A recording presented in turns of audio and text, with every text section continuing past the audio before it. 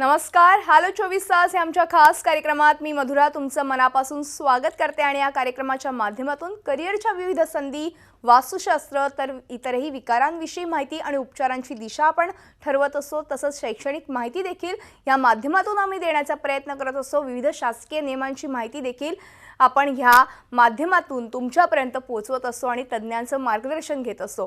आज आपण मधुमेह दिनानिमित्त मधुमेहाच्या अद्ययावत उपचारांविषयी चर्चा करणार आहोत आणि ही चर्चा करण्यासाठी आपल्याला माहिती देण्यासाठी आमच्या स्टुडिओमध्ये आल्यात चेलाराम डायबिटीज हॉस्पिटलच्या डॉक्टर अंजली भट. विषयाला सुरुवात करण्यापूर्वी, कारण की विषय अतिशय महत्त्वाचा आहे आणि तितकाच गंभीर देखील आहे, त्याकडे वळण्यापूर्वी मी डॉक्टर अंजली भट यांचं आमच्या स्टुडिओमध्ये स्वागत करते. नमस्कार डॉक्टर. डॉक्टर अंजली भट ह्या चेलाराम डायबिटीज हॉस्पिटलच्या एंडोक्रोनॉलॉजिस्ट आणि डायबिटोलॉजिस्ट आहेत. त्या पुण्याच्या चेलाराम हॉस्पिटलमध्ये कार्यरत आहेत. सेवाग्राम इथल्या महात्मा गांधी इन्स्टिट्यूटमधून त्यांनी MD मेडिसिन घेतल्यानंतर वेल्लोर इथून फेलोशिप घेतली. एंडोक्रोनॉलॉजीमध्ये त्यांनी MSc केलंय. आत्तापर्यंत हजारो मधुमेही रुग्णांवर उपचार करण्याचा त्यांना अनुभव असून बऱ्याच राष्ट्रीय आणि आंतरराष्ट्रीय स्तरावरील जर्नलमध्ये त्यांचे लेख प्रसिद्ध झाले आहेत. गरोदरपणातील मधुमेह आणि मील मॅनेजमेंटमध्ये बदल केल्यास मधुमेह बरा करण्यामध्ये त्यांना विशेष रुची आहे. चला तर आजच्या या मधुमेह दिनानिमित्त ह्याविषयी सखोल चर्चा करूया डॉक्टर अंजली यांच्याशी. पुन्हा एकदा स्वागत आहे आणि आज जागतिक मधुमेह दिन आहे आणि त्याच निमित्ताने आज आपण ह्या विषयावर चर्चा करणार आहोत. खरं तर जागतिक मधुमेह दिन ही घेण्याची आता गरज का भासू लागलेली आहे, त्याविषयी काय तुमचं मत? करतो आहोत किंवा सेलिब्रेट करतो आहोत ही इन इटसेल्फ एक दुर्दैवी अशी गोष्ट आहे असं मी म्हणेन. आणि त्यातही आपल्या देशात म्हणजे भारत देशात मधुमेह या आजाराचं प्रमाण एवढं वाढलंय की प्रत्येक घरट्यामध्ये आजकाल एक डायबिटीस आढळून येतो. शहरी तसंच ग्रामीण भागातही या आजाराचं प्रमाण खूप वाढलंय. आणि आकडे तर आपण नेहमीच बघतो, पण 6.5 करोड लोक भारतामध्ये डायबिटीस आहेत. आणि असं म्हटलं जातं की जगातले जवळजवळ 1/4 डायबिटीसचे रुग्ण, मधुमेहाचे रुग्ण हे एकट्या भारतात दिसून येतात. त्याच्यामुळे नक्कीच आजार हा खूपच पुढे गेलेला आहे, खूपच प्रबळ त्याचं एक स्वरूप आपल्या देशामध्ये निर्माण झालेलं आहे. आणि आपल्या देशामध्ये इतके दिवस इन्फेक्शियस डिझीज किंवा संसर्गजन्य रोगांवरती आपण लढा देत होतो आणि ती संपते ना संपते तोच एक नवीन असं मोठं आव्हान आपल्या देशापुढे नक्कीच मधुमेहाच्या रूपाने आता एक निर्माण झालेला आहे. आणि त्याविषयी आज आपल्याला मधुमेह दिन साजरा करतो म्हणा किंवा आपण त्याच्याबद्दल त्या निमित्ताने एक अवेअरनेस किंवा एक जागृती निर्माण करतो आहोत असं आपण म्हणता येईल. बरोबर आहे. खरं तर जनजागृती आपण निर्माण करतोच आहोत, कारण की अनेकदा लोकांना सायलेंट किलर खरं तर डायबिटीजला संबोधलं जातं आणि खरंच हा सायलेंट डिसीज आहे, सायलेंट किलर आहे. त्यामुळे अनेकांना कळतही नाही की आपल्याला डायबिटीज झाला आहे आणि हा कोणालाही होऊ शकतो. खरं तर म्हणजे अगदी अनुवंशिक जरी म्हणत असलो तरी देखील. मात्र एकूणच उपचारांबद्दल बोलायचं झालं तर काही उपचारांची तत्व आहेत का डॉक्टर? हो, नक्कीच. मधुमेह म्हणजे औषधं घेणं एवढ्यापुरता अवलंबून नसून त्याची अनेकही बाकी गोष्टींचा विचार करणं आणि त्याच्यावरती लक्ष देणं महत्त्वाचं आहे. असं म्हणता येईल की ढोबळमानाने डायबिटीस किंवा मधुमेहाच्या इलाजाची 4 महत्त्वाची तत्व आहेत. बरं. यामध्ये ही 4 तत्व आहेत: आहार, व्यायाम, औषधोपचार आणि नियमित तपासण्या. म्हणजे आपण जर 4 चाकी गाडीचा त्याला जर उपमा दिली तर कितीही नवीन किंवा चांगल्या क्वालिटीची अशी तुम्ही 3 चाकं लावलीत आणि त्यातलं एकही चाक जर पंक्चर झालं तर आपली गाडी चालणार नाही. त्याचप्रमाणे मधुमेहाचा इलाजही या 4ही तत्वांचा विचार केल्याशिवाय परिपूर्ण होतो असं म्हणता येणार नाही. त्याच्यामुळे आहार तज्ज्ञांकडून व्यवस्थित आहार समजावून घेणे, त्याचबरोबर दररोज अर्धा तास चालणे आणि आठवड्यातले 2 दिवस का होईना आपली मसल पॉवर यूज होईल अशा प्रकारचे व्यायाम करणे, ज्याच्यामध्ये स्ट्रेचिंग किंवा मसल स्ट्रेंथनिंग एक्सरसाइज असं आपण त्यांना म्हणू शकतो, ज्याच्यामध्ये आजकाल बऱ्याच लोकांमध्ये जिमला जाण्याची एक प्रवृत्ती आहे जी खूप चांगली आहे आणि त्याला एन्करेजमेंट मिळाली पाहिजे. बरोबर. पण काही असे आपल्या सोसायटीचे लोक आहेत जे जिममध्ये जायला ज्यांना नाही आवडत, तर असे लोक योगासनं, सूर्यनमस्कार किंवा मसल स्ट्रेचिंग घरी सुद्धा करू शकतात. तिसरं म्हणजे औषधोपचार, ज्याच्यासाठी आपल्याला तज्ज्ञ डॉक्टरांची गरज घेण्याची आवश्यकता आहे. आणि चौथं म्हणजे नियमित तपासण्या. जसं तू आताच म्हटलीस की हा सायलेंट किलर असल्यामुळे जोपर्यंत आपण त्याची तपासणी करून बघत नाही तोपर्यंत आपली ही बाकी 3ही चाकं बरोबर चालली आहेत की नाही हे आपल्या चौथ्या किंवा नियमित तपासणी या गोष्टींवरती अवलंबून आहे, ज्या होणं तितक्याच आवश्यक आणि आहे. ही चारही सूत्र खरं तर प्रत्येकाने लक्षात ठेवावी, कारण की आज जागतिक मधुमेह दिन आहे. आज आपण बघितलं तर घरटी एकाला तरी मधुमेह असतोच आणि अशा वेळेस आपल्या कुटुंबातील लोकांनी पुढे जाऊन हे आपल्याला भविष्यात मधुमेह होऊ नये यासाठी आत्तापासूनच खरं तर काळजी घेणं आवश्यक आहे. अर्थातच मधुमेहाची इन्स्टिट्यूट असं आजकाल आपण ऐकण्यात येत आहे. म्हणजे नेमकं काय आहे आणि ती संकल्पना नेमकी काय सांगाल? हो, ही खूपच महत्वाची अशी संकल्पना आता पुढे येत आहे. बरं. पाश्चात्य देशांमध्ये ही संकल्पना बऱ्याच दिवसापासून आहे आणि आपल्याही देशामध्ये बऱ्याच दिवसांपासून अशा प्रकारच्या इन्स्टिट्यूट्स पुढे आलेले आहेत. अगदी दिल्ली म्हणा, चेन्नई म्हणा आणि आता पुण्यातही आपली ही अशी एक इन्स्टिट्यूट चालू झाली आहे. आणि ही संकल्पना पुढे का आली आहे तर जसं आता आपण चर्चा केली की मधुमेह म्हणजे फक्त औषधं घेणे आणि परत घरी जाणे नाहीये. बरोबर आहे. त्याच्यात आहार आहे, व्यायाम आहे, औषधे आहेत आणि तसेच ज्या तपासण्या आहेत त्या तपासण्या त्यांच्यामध्ये अनेक वेगवेगळ्या प्रकारचे स्पेशालिस्ट किंवा तज्ज्ञ लोकांची गरज पडू शकते. म्हणजे जसं नेत्ररोग तज्ज्ञांची गरज पडू शकते, हृदयरोग तज्ज्ञांची गरज पडू शकते, किडनीच्या स्पेशालिस्टची गरज पडू शकते. तर अशा वेळेस जेव्हा मधुमेहाच्या रुग्णांना ह्या सगळ्या तपासण्या करायला सांगितलं जातं किंवा आहार आणि व्यायामाचे सल्ले घेण्यासाठी सजेस्ट केलं जातं तेव्हा त्यांना बहुतांश वेळा खूप वेगवेगळ्या ठिकाणी जाण्याची गरज पडते. आणि मग त्यांनी पुण्या मुंबई सारख्या शहरांमध्ये यांनी खूप मनस्तापही होतो, कारण ही ठिकाणं वेगवेगळ्या दूर दूर असू शकतात. मग पुन्हा त्यांना जाण्याचा जो मनस्ताप आहे, तिथे वाट बघण्याचा मनस्ताप आहे, याच्यामुळे बहुतांश वेळा ही तपासण्या आणि सल्ले घेण्यासाठी लोक टाळाटाळ करतात. म्हणूनच एकाच छताखाली तुम्हाला या सगळ्या गोष्टी उपलब्ध व्हाव्यात म्हणून या इन्स्टिट्यूटच्या संकल्पना पुढे आली. बरोबर आहे. आणि चेलाराम मध्ये हे सगळ्या गोष्टी उपलब्ध आहेत. हो, एका दिवसामध्ये आपण पूर्ण तपासण्या करून घेण्याची जी संकल्पना आहे ही मधुमेह चे स्पेशल हॉस्पिटल्स किंवा इन्स्टिट्यूट ह्याच्यामधून पुढे येते आहे. बरोबर आहे. आणि अर्थातच चेलाराम हॉस्पिटल डायबिटीज हॉस्पिटल आहे, त्याचं आपले नंबर्सही डिस्प्ले होतात. अर्थातच हे असे इन्स्टिट्यूट शहरांमध्ये तर आता म्हणजे नावारूपास येत आहेत किंवा या संकल्पना नावारूपास येत आहेत असं म्हणायला हरकत नाही. मात्र जेव्हा आपण ग्रामीण भागाचा, खास करून खेडोपाड्यातल्या भागांचा विचार करतो तेव्हा तिथे देखील आता हा डायबिटीसचा विळखा वाढू लागलेला आहे, म्हणजे मधुमेहाचा विळखा वाढू लागलाय. तर अशा वेळेस आपण नेमकी काय पावलं उचलली पाहिजे? तुम्ही एक डॉक्टर म्हणून आणि अर्थातच एक सामाजिक खरं तर तुम्ही कार्यच करतायत, कारण की लोकांपर्यंत ही जनजागृती पोहोचवतायत, तर त्याविषयी तुमचं काय मत आहे? हो, ही पण खूप एक महत्त्वाची बाब आहे, कारण ग्रामीण भागामध्ये अजून लोकांना तेवढा एक्सेप्टन्स आलेला नाहीये. म्हणजे त्यांना असं वाटतंय की हा शहरी भागाचा इलाज आहे, पण तेवढाच तो ग्रामीण भागातही आता प्रबळ आहे. आणि ग्रामीण भागातल्या लोकांचं असं एक संकल्पना असते की आपली फिजिकल ऍक्टिव्हिटी किंवा जी शारीरिक कार्यक्षमता आहे ती खूप आहे असं त्यांना वाटतं, पण पूर्वीच्या मनाने आताही ती खूप कमी झालेली आहे. बरोबर. म्हणजे हालचाल शरीराची कमी झालेली आहे. हवे त्या पद्धतीचे जंक फूड आता ग्रामीण भागांमध्येही अवेलेबल आहेत. त्याच्यामुळे आहार आणि व्यायाम ह्या दोन गोष्टी तर आपण कुठेही ग्रामीण भागामध्येही व्यवस्थितपणे फॉलो करू शकतो आणि त्याच्यामुळे मधुमेहावरती नियंत्रण ठेवू शकतो. तसेच औषधोपचार आता आपल्याकडेही प्रायमरी हेल्थ सेंटर्समध्ये वगैरे उपलब्ध आहेत.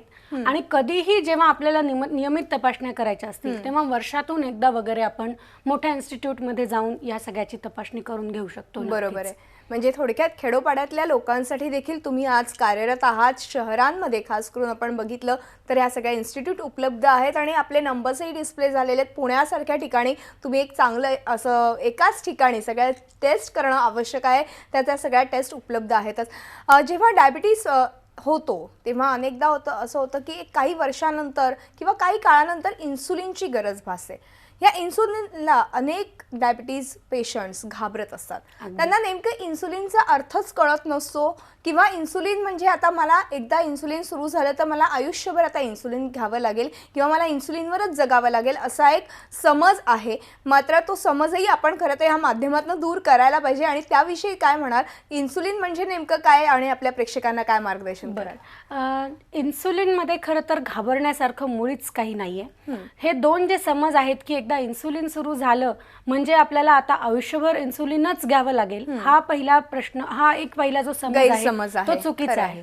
आणि दुसरी गोष्ट, इन्सुलिन चालू झालं म्हणजे त्याच्यामध्ये घाबरण्यासारखं असं काही नाहीये. इन्सुलिनची कमतरता आहे म्हणून आपण इन्सुलिन देतोय. बरं. व्हायटमिन B12 कमी असेल तर आपण जसं व्हायटमिन B12 देतो तसंच इन्सुलिन कमी आहे म्हणून आपण इन्सुलिन देतो. त्याच्यामध्ये घाबरण्यासारखं काहीच नाही. आणि आता जसं इंजेक्शनची एक जी पूर्वी भीती होती तीही आता खूप कमी झालेली आहे, कारण इन्सुलिन देण्याचे इतके नवीन उपयोग आणि उपाय निर्माण झालेले आहेत, इतक्या सोप्या पद्धती इन्सुलिन देण्याच्या निर्माण झालेल्या आहेत की त्याच्यामध्ये आता घाबरण्यासारखं असं काहीही राहिलेलं नाहीये. अगदी लहान मुलांपासून ते वयस्कर लोकांपर्यंत सगळे इन्सुलिन खूप व्यवस्थित पद्धतीने घेऊ शकतात. आणि एकदा डायबिटीस कंट्रोलमध्ये आला तर तो कमी करण्याचाही प्रयत्न केला जाऊ शकतो. बरोबर आहे. आणि डायबिटीज केवळ फक्त औषध गोळ्यांनी कंट्रोलमध्ये येत नाही, तर तुमच्या खाण्यावरती काही निर्बंध असावे लागतात. त्याचबरोबर जसं तुम्ही मगाशी म्हणाला 4 सूत्र, त्याच्यातलं महत्त्वाचं सूत्र म्हणजे व्यायाम, हे देखील तितकंच महत्त्वाचं आहे. मला एकूणच मधुमेहाच्या पेशंटसाठी आपण काही म्हणजे मार्गदर्शन करणारच आहात. आपण एक छोटासा ब्रेक घेऊ आणि ब्रेक नंतर अशीच चर्चा पुढे चालू ठेवूया. तेव्हा हॅलो 24 तासमध्ये वेळ झाली एका छोट्याशा ब्रेकची. कुठेही जाऊ नका, पाहत राहा आमचा खास कार्यक्रम हॅलो 24 तास. ब्रेकनंतर हॅलो 24 तासमध्ये आपलं पुन्हा एकदा स्वागत आहे. आणि आज आपण बघतोय जागतिक मधुमेह दिन आहे आणि त्याच निमित्ताने आज आपण मधुमेहावर अद्ययावत उपचार पद्धती कोणकोणत्या आहेत त्या आपण जाणून घेतो. डॉक्टर अंजली भट यांच्याकडून मी पुन्हा एकदा चर्चेला सुरुवात करते. डॉक्टर, आपण खरं तर एकूणच जागतिक मधुमेह दिनानिमित्त चर्चा करतोय, मात्र मधुमेह हा कोणाला होऊ शकतो याविषयी काय सांगाल? तसं पाहायला गेलं तर मधुमेह कुणालाही होऊ शकतो. म्हणजे कोणीही असं नाही आहे जे मधुमेहापासून इम्यून आहे किंवा होऊ शकत नाही. पण नक्कीच काही असे घटक आहेत की ज्यांच्यामुळे आपण म्हणतो की ह्या व्यक्तींना मधुमेह होण्याची शक्यता जास्त आहे. बरं. ह्याच्यामध्ये सगळ्यात महत्त्वाचा भाग आहे की जेनेटिक जे प्रीडिस्पोजिशन आहे किंवा आई वडिलांकडून येणारा मधुमेहाचा जो एक रिस्क फॅक्टर ज्याला आपण म्हणतो, तो जर आई किंवा वडील यांच्यापैकी एकालाही कोणाला मधुमेह असेल तर मुलांमध्ये मधुमेह होण्याचे चान्सेस जवळजवळ दुप्पट होतात. आणि आई वडिलांना दोघांनाही असेल तर ते चान्सेस जवळजवळ 80% असू शकतात. त्यानंतर ज्यांचं वजन जास्त आहे, ज्यांची शारीरिक हालचाल कमी आहे, बैठी कामं करणारे जे आजकाल तरुण तरुणी आहेत, यांना पुढे नक्कीच जाऊन मधुमेह होण्याची शक्यता जास्त आहे. त्यानंतर जंक फूड खाण्यामुळे एक्स्ट्रा जे आपलं कॅलरी इनटेक होतो किंवा जे जास्त खाणं होतं त्यामुळे एक आपल्याला पुढे जाऊन डायबिटीस होण्याची शक्यता जास्त असते. बरं. तसेच गर्भवती माता ज्यांना मधुमेह आहे त्यांना पुढे जाऊन डायबिटीस होण्याची शक्यता जास्त असते. ज्यांच्या ब्लड शुगर सध्या प्री डायबिटीस रेंजमध्ये आहेत, म्हणजे नॉर्मलपेक्षा थोड्याशा जास्त आहेत, बरोबर, त्यांना पुढे बॉर्डरवरती आपण म्हणतो तसं. करेक्ट. प्री डायबिटीस किंवा बॉर्डरवरती ब्लड शुगर असणाऱ्यांना पुढे जाऊन मधुमेह होण्याची शक्यता असते. बरोबर. आणि तसं पाहायला गेलं तर कुणालाही मधुमेह होऊ शकतो. त्याच्यामुळे कुणीही असं समजायचं कारण नाही की मला डायबिटीस होऊ शकत नाही. बरोबर आहे. त्याच्यामुळे 35 वर्षांनंतर आपण जवळजवळ सगळ्यांना सांगतो की 3 वर्षातून एकदा तरी तुम्ही तुमच्या रक्ताची तपासणी केली पाहिजे. आणि ह्यापैकी जे आता आपण बोललो त्यापैकी कुठलेही जर एखादे घटक आपल्यामध्ये असतील तर मग मात्र दर वर्षाला आपण आपल्या ब्लड शुगरची तपासणी केली पाहिजे. बरोबर आहे, ब्लड शुगरची तपासणी करणं आवश्यक आहे. खरं तर आपण जागतिक मधुमेहानिमित्त दरवर्षी ह्याच दिवशी जर आपण ब्लड शुगरची तपासणी केली तर आपल्या लक्षातही राहील किंवा तुम्हाला पुढे जाऊन ह्या सगळ्या गोष्टींना आटोक्यात ठेवणं हे सहज शक्य होऊ शकतं. आणि दिवाळीनंतर आलेला हा दिवस आय थिंक मधुमेहाची तपासणी करण्यासाठी सगळ्यात सुटेबल आहे. बरोबर आहे, अर्थातच. त्याचबरोबर मधुमेह बरा होतो का? कारण की अनेकांच्या प्रश्न म्हणजे अनेकांना असं वाटत असतं की मी आज व्यवस्थित कंट्रोलमध्ये ठेवतोय पण मधुमेह बरा होऊ शकतो का माझा, किंवा मी ह्याच्यातून बाहेर पडू शकतो का? मी जर ह्या प्रश्नाचं उत्तर हो असं दिलं तर नक्कीच काही भुवयावरती होतील. कारण बहुतांश ठिकाणी अगदी मेडिकल फॅटर्निटीमध्ये सुद्धा असं समजलं जातं की मधुमेह बरा होऊ शकत नाही. पण हेच वाक्य जर मी थोडंसं रिफ्रेम करून सांगितलं तर मधुमेह विना औषधांचा नियंत्रणात ठेवता येऊ शकतो. याला जर आपण बरा होऊ शकणार म्हणत असू तर अगदी चांगलं आहे. आपल्याकडे आपण असे बरेचसे इलाज करतो किंवा डाएटमध्ये असा बदल करून किंवा मधुमेहाची जी पॅथोफिजिओलॉजी आहे किंवा मधुमेहाचे जे शरीरात होणारे बदल आहेत त्यांना आपण रिव्हर्स करू शकतो, ज्याला आम्ही ड्रीम प्रोग्राम म्हणतो, diabetes reversal through education and meal management. तर ह्यामुळे शरीरात होणारे जे बदल आहेत ते बऱ्यापैकी प्रमाणामध्ये सुरुवातीच्या काही वर्षांमध्ये मागे नेले जाऊ शकतात.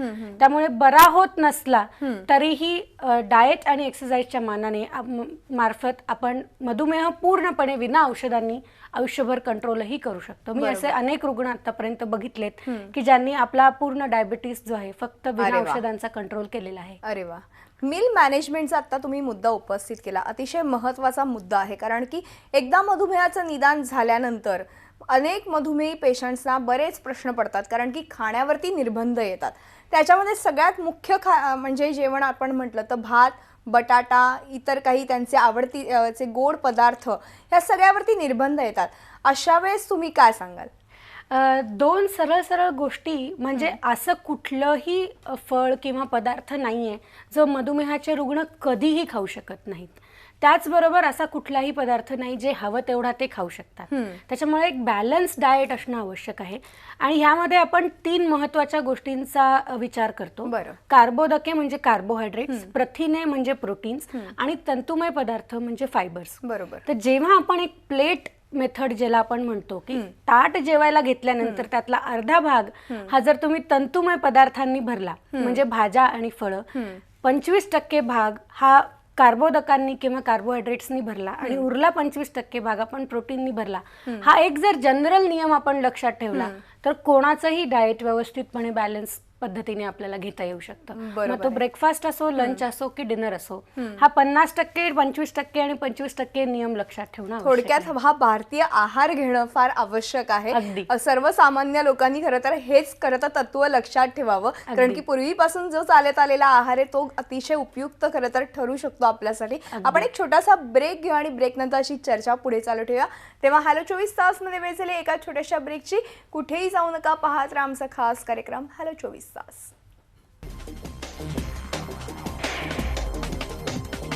ब्रेक नंतर हॅलो 24 तास मध्ये आपलं पुन्हा एकदा स्वागत आहे. जागतिक मधुमेह दिनानिमित्त आज आपण चर्चा करतोय. खरं तर डॉक्टर अंजली आपल्याला या संदर्भात अधिक माहिती देत आहेत. आणि डॉक्टर अंजली, मग खरं तर व्यायाम हा मधुमेह रुग्णांसाठी अतिशय उपयुक्त आहे. पण अनेकदा रुग्ण ह्याकडेच दुर्लक्ष करतात, बाकी सगळं त्यांचं बॅलन्स ठेवतात, मात्र व्यायाम करत नाही. त्याविषयी तुमचं काय मत आहे? अगदी. शरीरातील साखर म्हणा किंवा वजन म्हणा, ह्या सगळ्या गोष्टी आपण किती खातो आणि किती वापरतो ह्याच्या बॅलन्सवरती अवलंबून आहेत. जर मी अंदाजे बघितलं तर आजकाल जंक फूड व्यतिरिक्तही जर आपण आपला डाएट बघितला तर ऑन अन ॲव्हरेज सगळेजण 2000 किलो कॅलरीज पर डे पर्यंत कन्झ्युम करतात किंवा आतमध्ये आपले तेवढी एनर्जी पॉझिटिव्हली जाते. आणि जे आपण व्यायाम करतो ती एनर्जी आहे जी ती वापरली जाते. आणि ती हार्डली आता आपल्या सगळ्यांचे जे व्यवसाय आहेत ते सिडेंटरी किंवा बसून राहण्याचे व्यवसाय असल्यामुळे फारसा एनर्जीचा वापर होत नाही. आणि जे काही एक्स्ट्रा किंवा बॅलन्स आहे ते स्टोअर केलं जातं. आणि ते स्टोअर झाल्यामुळे पॅनक्रियाज, लिव्हर, किडनी अशासारखे अवयव खराब होऊ शकतात. त्यामुळे जे आपण खातो आहोत त्याचा वापर करून एक नॉर्मल बॅलन्स किंवा निगेटिव्ह बॅलन्स निर्माण करणं आवश्यक आहे. आणि किती एक्सरसाइज करायची, रोज करायची का, काय करायची, तीच एक्सरसाइज दररोज केली तर चालेल का, असे बरेचसे प्रश्न लोकांच्या मनामध्ये असतात. त्याच्यामुळे आपण जर एक छोटा नियम पाळला की जे लोक अजिबात एक्सरसाइज करत नाहीयेत किंवा ज्यांना एक्सरसाइज कंडिशनिंग नाहीये असं जे म्हणतो आपण, ह्या लोकांनी सुरुवातीला एक अर्धा तास ब्रिस्क वॉकिंग ज्याला आपण म्हणतो की जोरात चालणे. आता जोरात म्हणजे किती जोरात, तर 30 मिनिटांमध्ये आपण साधारणतः 3 किलोमीटरपर्यंत कव्हर करू शकू एवढ्या जोरात चालणे. आणि आठवड्यातले 2 तास किंवा 120 मिनिटं रेझिस्टन्स ट्रेनिंग, ज्याच्यामध्ये आपण योगा करू शकतो, प्राणायाम योगा करू शकतो, सूर्यनमस्कार करू शकतो. प्राणायामही महत्त्वाचा आहे पण तो एक वेगळ्या प्रकारचा एक्सरसाइज आहे. आणि त्याच्याऐवजी आपण जिमही करू शकतो. म्हणजे 150 मिनिटं आठवड्याची एरोबिक जे वॉकिंगच्या प्रमाणात आपण करू शकतो आणि 2 तास रेझिस्टन्स ट्रेनिंग जे आपण स्ट्रेचिंग किंवा योगासने किंवा जिमच्या स्वरूपामध्ये आपण हे करू शकतो. तर एवढा व्यायाम प्रत्येकाला आवश्यक आहे. आणि खरंय. जे ऑलरेडी एवढा व्यायाम करतायत त्यांना थोडा थोडा ग्रॅज्युअली व्यायाम वाढवण्याची सुद्धा गरज असते. बरोबर आहे. हे खरं तर झालं एकूणच कसं आपण डायबिटीज कंट्रोलमध्ये ठेवायचं ह्याबद्दल. मात्र शेवटचा आणि महत्त्वाचा प्रश्न तो म्हणजे मधुमेह एकदा झाला तर हळूहळू आपल्या प्रत्येक अवयवावरती परिणाम व्हायला सुरुवात होते. काही प्रमाणात का होईना, पण तुम्ही जर मधुमेह कंट्रोल केला तर हे अवयव देखील व्यवस्थित धडधाकट करत राहू शकतात. त्याविषयी अगदी थोडक्यात काय सांगाल? अगदी जसं 4 महत्त्वाची सूत्र आहेत तसे 4 महत्त्वाचे अवयव आहेत जे डायबिटीसमुळे डॅमेज होऊ शकतात. बरोबर आहे. त्याच्यामध्ये महत्त्वाचे आहेत डोळे, हृदय, किडनी आणि पाय. या 4 अवयवांची तपासणी जर काहीच त्रास नसेल तर वर्षातून एकदा करणं आवश्यक आहे. आणि जर त्याच्यामध्ये काही अडचण आढळली तर आपल्याला पुन्हा 3 महिन्यातून किंवा 6 महिन्यातून एकदा त्यांची तपासणी करणं आवश्यक आहे. सायलेंट किलर असल्यामुळे जितक्या लवकर आपण ही तपासणी करू आणि खरंय. त्याचा निदान निदान करू. करू बरोबर. तितक्याच व्यवस्थितपणे आणि इफेक्टिव्हली आपल्याला त्याचा इलाज करता येऊ शकतो. खरंय. आणि आज जागतिक मधुमेह दिनानिमित्त तुम्ही इथे आलात आणि खरंच मधुमेहाचं एकूणच काय आता सध्या परिस्थिती आहे जगामध्ये ह्याविषयी आणि खूप चांगलं मार्गदर्शन आपल्या प्रेक्षकांना तुम्ही केलं, त्याबद्दल मनपूर्वक धन्यवाद. खरं तर हॅलो 24 तास या आमच्या खास कार्यक्रमात आपण दरवेळेस वेगवेगळे विषय हाताळत असतो आणि आज जागतिक मधुमेह दिनानिमित्त डॉक्टर अंजली ह्यांनी आपल्या खूप चांगली अशी माहिती दिलेली आहे. त्यामुळे आत्तापासूनच तुम्हाला डायबिटीज कंट्रोलमध्ये ठेवण्याची गरज आहे. आणि जर तुम्हाला डायबिटीजविषयी अधिक काही माहिती हवी असेल तर चेलाराम हॉस्पिटलमध्ये डायबिटीज हॉस्पिटल आहे, खास करून तिथे तुम्ही जाऊन संपर्क साधू शकता. यानंतर या आमच्या खास कार्यक्रमात इथे सांगतो, तुम्ही पाहत राहा झी 24 तास, रहा एक पाऊल पुढे.